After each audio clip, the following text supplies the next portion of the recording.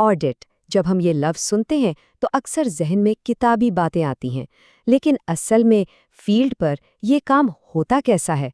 चलिए आज पर्दा उठाते हैं उन लिखाए उसूलों से जो हर ऑडिटर की जिंदगी का हिस्सा हैं। जरा सोचिए, आपका पहला दिन है और आपका सीनियर आपसे कहता है, हेलो, आज तुम्हारा फर्स्ट डे है फील्ड ऑडिट में। मैं तुम्हें स्टेप बाय स्टेप रियल काम सिखाता हूँ। यही सीनियर इस सफ़र में हमारा गाइड बनेगा। तो सीन सेट हो चुका है, एक नए ट्रेनी का फील्ड ऑडिट में पहला कदम। और हाँ, इस पूरी वजाहत में हम उसी ट्रेनी के जूतों में कदम रखेंगे, देखेंगे कि असल में काम होता कैसे है, आमने सामने। तो फिर देर किस बात की, चलिए पहला दिन शुरू करते हैं। ठीक है, तो पहला दिन, सबसे पहले ज़मीन को समझना ज़रूरी है। मतलब ऑडिट की दुनिया में दो बड़े रास्ते हैं, एक अंदर के लोगों के लिए और दूसरा बाहर वालों के लिए। देखें, एक्सटर्नल ऑडिट का मकसद है बाहर के लोगों जैसे इन्वेस्टर्स के लिए फाइनेंशियल स्टेटमेंट्स को चेक करना, उनकी तस्दीक करना, जबकि इंटरनल ऑडिट, जैसा कि नाम से जाहिर है, कंपनी के अंदर के ऑपरेशंस को बेहतर बनाने पर काम करता है। एक टीम बाहर से आती है, बिल्कुल इंडिपेंडेंट, जबकि दूसरी कंपनी की अपनी ही टीम होती है। एक्सटर्नल ऑडिट माजी में झांकता है, जो हो चुका है उसे वेरीफाई करता है। इंटरनल ऑडिट मुस्तकबिल को देखता है, आगे आने वाले रिस्क्स को मैनेज करने के लिए। अच्छा, जब ये बुनियाद समझ आ जाए तो अब आते हैं असल काम पर।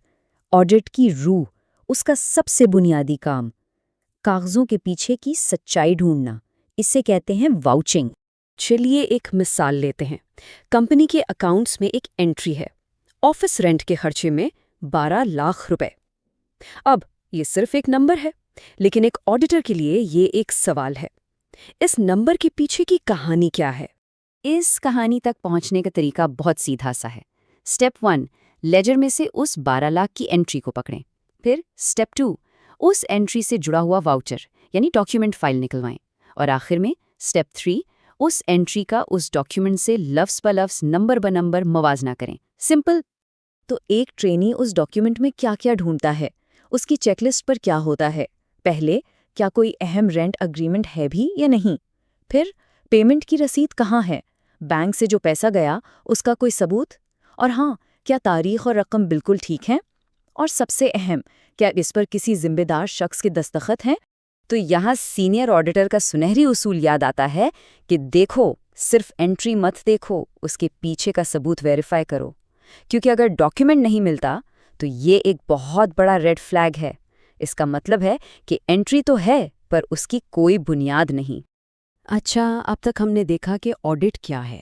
अब आते हैं इसके क्यों पर। सिर्फ कागज़ चेक करना ही ऑडिटर का काम नहीं। असल महारत ये है कि वो एक जासूस की तरह सोचे, ये पहचान सके कि गलती या फ्रॉड का खतरा सबसे ज़्यादा कहाँ है। इस सोच को, इस अमल को प्रोफेशनल ज़बान में कहते हैं रिस्क असेसमेंट। बेसिकली ये वो प्रोसेस है जिससे पता लगाया जाता है कि फाइनेंशियल स्टेटमेंट्स में गलतियां होने का चांस सबसे ज़्यादा कहाँ है। और याद रखें, एक अच्छे ऑडिटर की पूरी तवज्जो हमेशा रिस्क के पीछे पीछे चलती है। और देखें, हर अकाउंट बराबर नहीं होता। एक ऑडिटर अपना वक्त और मेहनत वहाँ लगाता है जहाँ आग लगने का खतरा ज़्यादा हो। इस चार्ट को देखें, कैश सबसे ऊपर है, हाई रिस्क। क्यों? क्योंकि कैश में हेराफेरी का इम्कान सबसे ज़्यादा होता है, इसलिए तवज्जो भी सबसे ज़्यादा वही रहती है।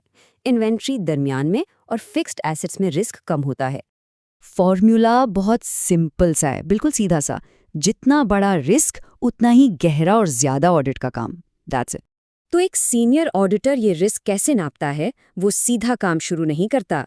पहले वो कंपनी के बिजनेस और उसकी इंडस्ट्री को समझता है। फिर फाइनेंशियल स्टेटमेंट्स पर एक परिंदे की नज़र डालता है, कुछ अजीब या गैर मामूली तो नहीं।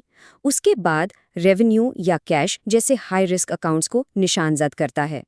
फिर कंपनी के अपने इंटरनल कंट्रोल्स को जांचता है, क्या उनके अपने चेक एंड बैलेंस मजबूत हैं, और तब जाकर इन सब चीज़ों की बुनियाद पर अपनी पूरी ऑडिट स्ट्रेटजी बनाता है। ठीक है, अब आते हैं आखिरी मरहले पर। जब सारी जांच पड़ताल हो गई तो ये सब मिलकर कंपनी की माली कहानी की तस्दीक कैसे करता है? Let's see. हर चीज़ की शुरुआत होती है इस टेबल से, जिसे कहते हैं ट्रायल बैलेंस। आप इसे तमाम अकाउंट्स की एक मास्टर लिस्ट समझ लें, जहां कंपनी के सारे माली लेन देन का खुलासा होता है। क्या आया, क्या गया, तो फ्लो कुछ यूं बनता है। शुरुआत होती है ट्रायल बैलेंस के इस कच्चे डाटा से। फिर इसमें साल की आखिर की एडजस्टमेंट्स शामिल की जाती हैं, जैसे कि एसेट्स की कीमत में कमी यानी डिप्रिसिएशन। और इन सब के बाद जो फाइनल चीज़ सामने आती है वो है कंपनी की आखिरी financial statements, profit and loss, balance sheet वगैरह। यहाँ एक बहुत अहम बात समझने की है। ऑडिटर का काम इन स्टेटमेंट्स को बनाना नहीं है, हरगिज़ नहीं। उसका काम है इनके हर हिस्से की तस्दीक करना। क्या स्टेटमेंट के नंबर्स ट्रायल बैलेंस से मैच कर रहे हैं? क्या सपोर्टिंग लिस्ट्स जैसे कस्टमर्स की फहरिस्त का टोटल आपस में मिलता है? क्या एडजस्टमेंट्स का हिसाब किताब सही किया गया है? ये सब चेक करना ऑडिटर का काम है। और ये नंबर 80% बहुत कुछ बताता है।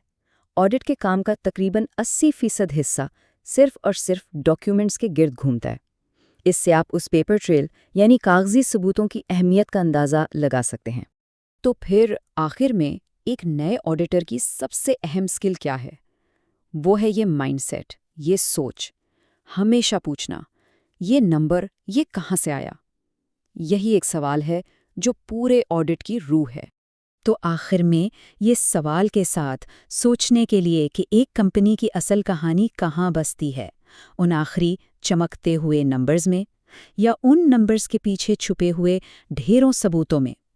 यही सवाल शायद ऑडिट के पेशे के असल मकसद को सबसे बेहतर तरीके से बयान करता है।